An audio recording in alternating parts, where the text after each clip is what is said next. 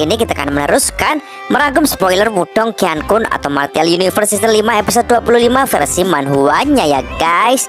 Dan gak usah berlama-lama lagi, langsung saja gas cuy.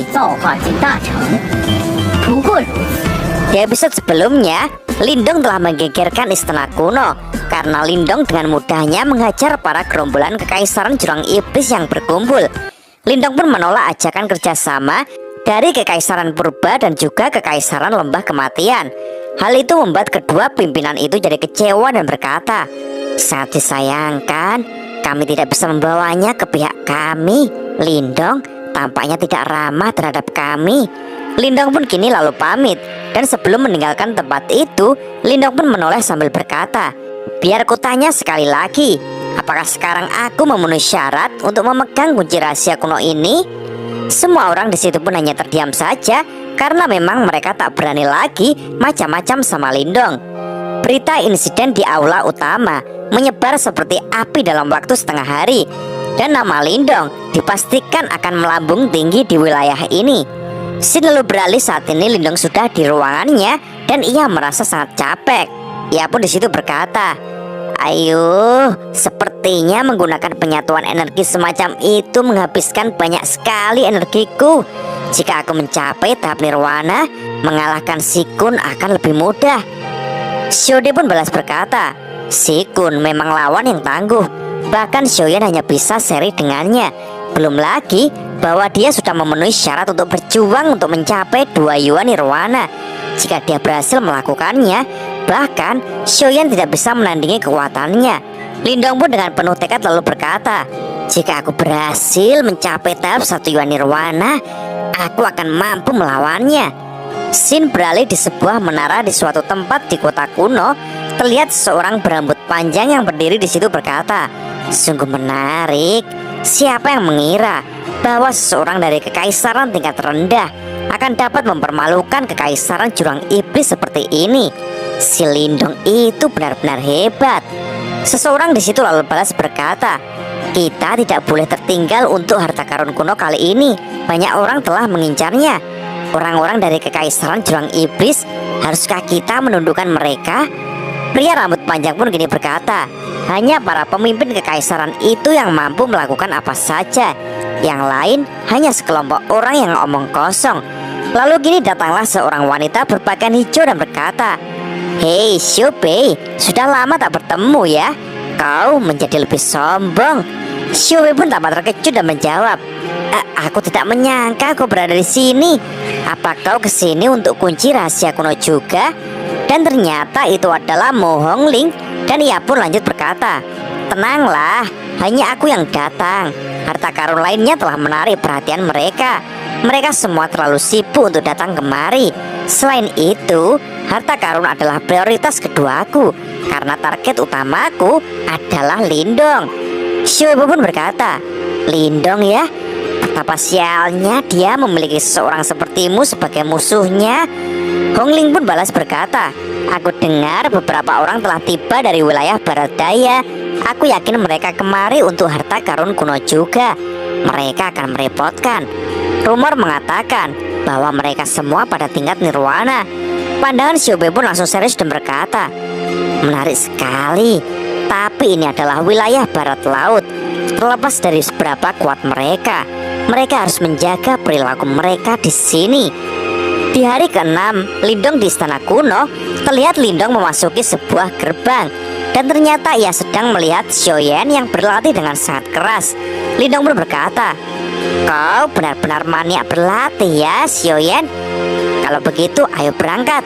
Sebuah altar yang memungkinkan transportasi ke tempat harta karun kuno terletak di tengah istana kuno, dan kini keempat pemegang kunci telah datang di altar. Seorang wanita yang bersama pria di situ berkata, "Itu Lindong, orang yang mempermalukan kekaisaran jurang iblis itu ya." Hong Zhong pun berkata, "Hehe, saudara Lindong, sekarang kita semua di sini. Mari kita menuju harta karun kunonya.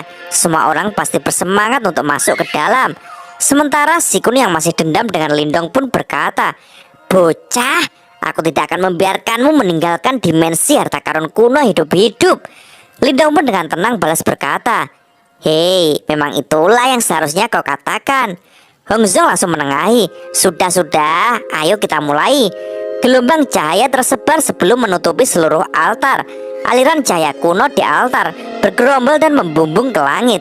Pilar cahaya dengan dimensi yang tak terlihat membuka gerbang kuno yang bercahaya. Ketika gerbang dibuka, seluruh kota menjadi menggila. Semua orang bergegas masuk ke gerbang yang sangat besar itu. Lindong memasuki gerbang bersama dengan kerumunan. Mereka segera tenggelam oleh daya tarik yang luar biasa dari segala arah. Tanpa basa-basi, Lindong menutupi tubuhnya dengan kekuatan Yuan. Mereka akhirnya tiba di tujuan mereka setelah beberapa waktu. Lindong yang saat ini sudah memasuki dimensi kuno pun berkata, apakah ini dimensi harta karun kuno? Dunia ini sudah hancur. Tempat ini mungkin akan lenyap tanpa sisa setelah 100 tahun. Dan tiba-tiba saja Lindong pun kini dikejutkan oleh sesuatu, karena ia saat ini melihat beberapa orang yang terseret di dalam pasir. Xiaode pun seketika berteriak, hati-hati, ini adalah retakan waktu. Jika kau terhisap ke dalamnya, bahkan mayatmu pun tak akan tersisa. Setiap orang yang memasuki dunia ini telah mendarat di lokasi yang acak. Banyak dari mereka bahkan tidak akan bertahan di ronde pertama seperti yang terlihat. Lindong pun segera mengajak untuk mencari harta karun. Lindong dan rombongannya terbang selama lebih dari setengah jam. Mereka pun melihat tampaknya ada sesuatu di tengah padang pasir itu. Lindong pun jadi terkejut karena itu adalah mayat. Xiaode pun lalu berkata, ini milik seseorang yang gagal pada kesengsaraan nirwananya. Sepertinya sih kesengsaraan nirwananya yang keenam. Lindong pun jadi kaget dan berteriak, kesengsaraan keenamnya? Apakah gurun ini ada karena dia? Xiaode pun berkata, sepertinya dia gagal menekan api nirwana di dalam tubuhnya. Api nirwana membakar semuanya dalam 1000 mil ke pasir kuning. Simbol belahap kuno tampaknya bisa membaca informasi mayatnya. Lindong pun lalu berkata, kesengsaraan nirwana benar-benar kuburan bagi para praktisi nirwana. Meskipun dia praktisi tahap 6 Yuan nirwana, dia akan kesulitan untuk melawan arus waktu. Lindong pun kini menemukan sebuah bola kecil yang bercahaya. Tiba-tiba saja seseorang pun datang dan menyahut, tubuh emas Saripu. Orang itu pun lanjut berkata kepada Lindong, hei, kau salah satu orang yang beruntung. Saripu adalah esensi dari praktisi yang telah mati. Akan meningkat secara signifikan jika kau dapat memurnikan dan menyerapnya.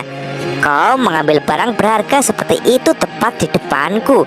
Lindong pun menyahut, apa kau tertarik dengan item ini juga? Sambil terlihat, Xiaoyan pun mulai menggerakkan tangannya. Orang itu pun balas berkata, bukankah kau akan melawanku jika aku berkata iya kepadamu? Lindong pun hanya tersenyum seolah berkata, apalagi yang bisa kulakukan? Orang itu pun lanjut berkata, gak usah khawatir. Meskipun tubuh emas Saripu memang berharga, itu bukan sesuatu yang harus kuambil. Namun, kau masih belum memenuhi syarat untuk berada di ranking nirwana. Walaupun kau benar-benar hebat karena bisa mencapai sejauh ini di medan perang kuno. Lindong pun terkejut dan menyahut, ranking nirwana? Orang itu berkata lagi, berada di ranking nirwana adalah cara terakhir untuk lolos untuk perang 100 dinasti. Tentu saja kau bukan saja yang tidak memenuhi syarat, bahkan Sikun dari Kekaisaran Jurang Iblis juga tidak memenuhi syarat. Mendengar hal itu, Lindong pun berkata di dalam hati, apakah tahap 2 Yuan nirwana minimal untuk masuk ke ranking nirwana? Aku tidak menyangka bahwa perang 100 dinasti ini memiliki batasan seperti itu. Lindong pun kini berterima kasih kepada orang itu karena orang itu memberitahunya. Orang itu pun menjawab, tidak perlu begitu. Aku hanya ingin menjelaskan padamu bahwa master yang sejati benar-benar jauh di atas levelmu saat ini.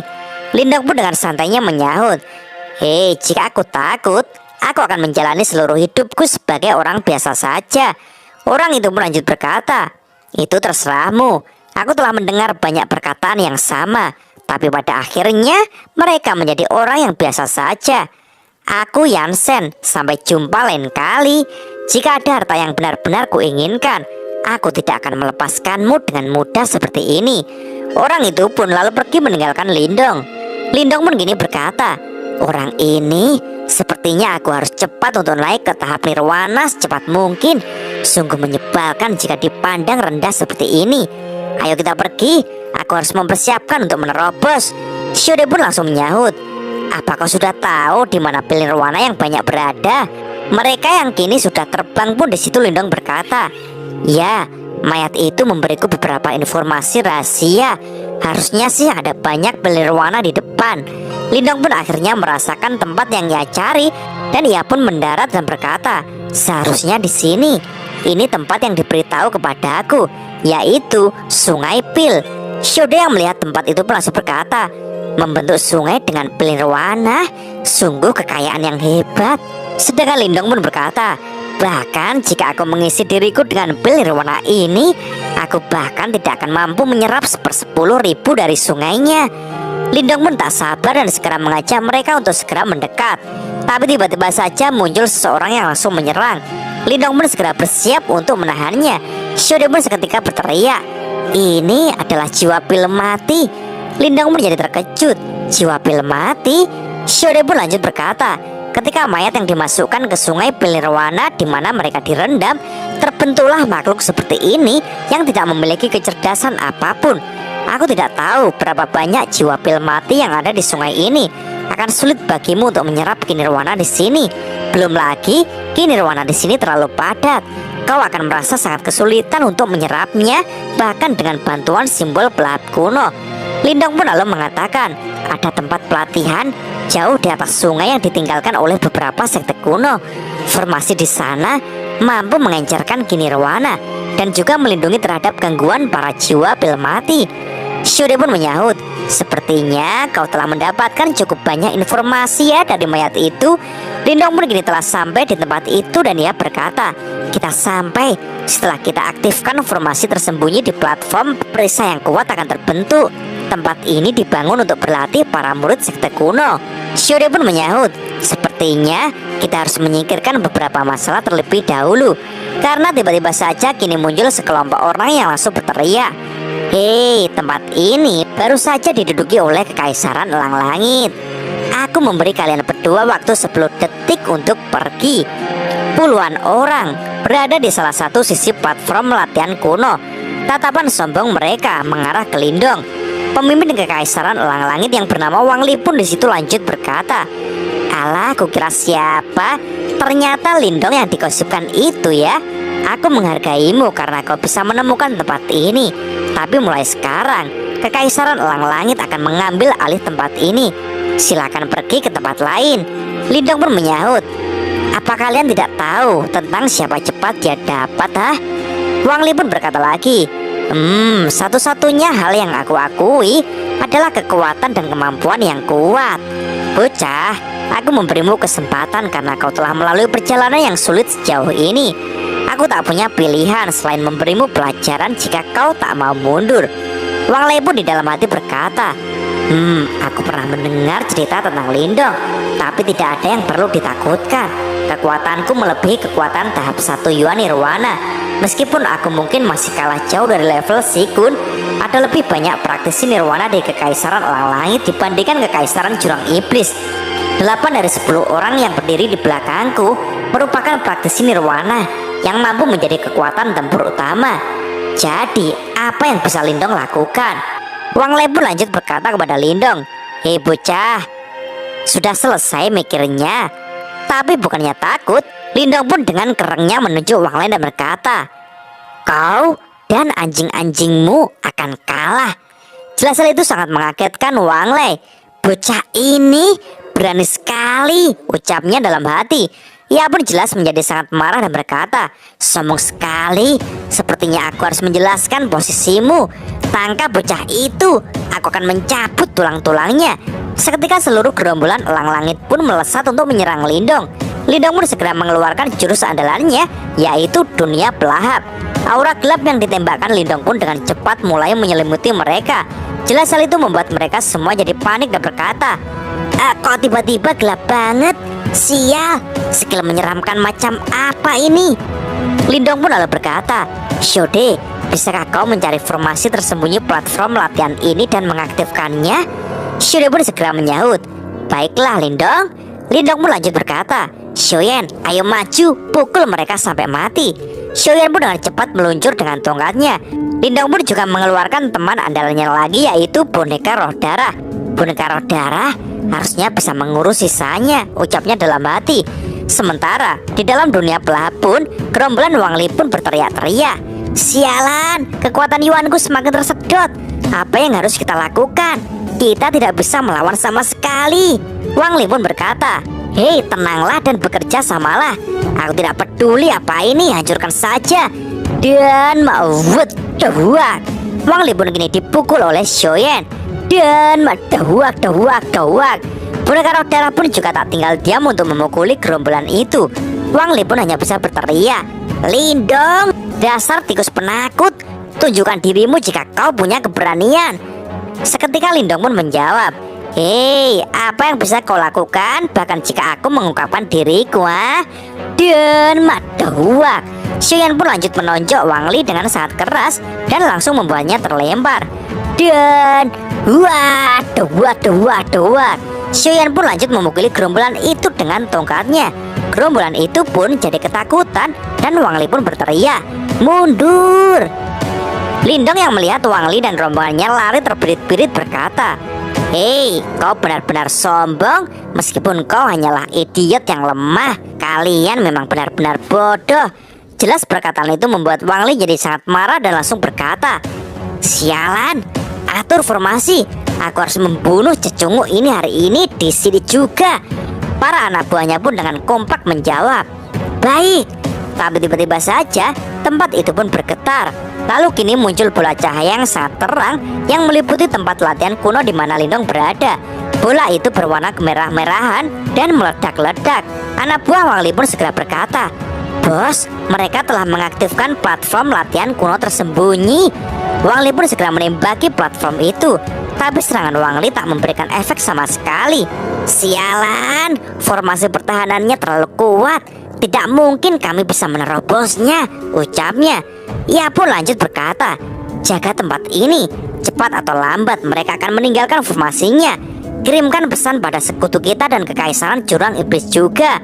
Wang Li dengan wajah bonyok dan gigi bogang pun kini berteriak, ketika cecungu itu keluar, aku akan menyiapkan hadiah terbesar untuknya. Dan cerita pun bersambung.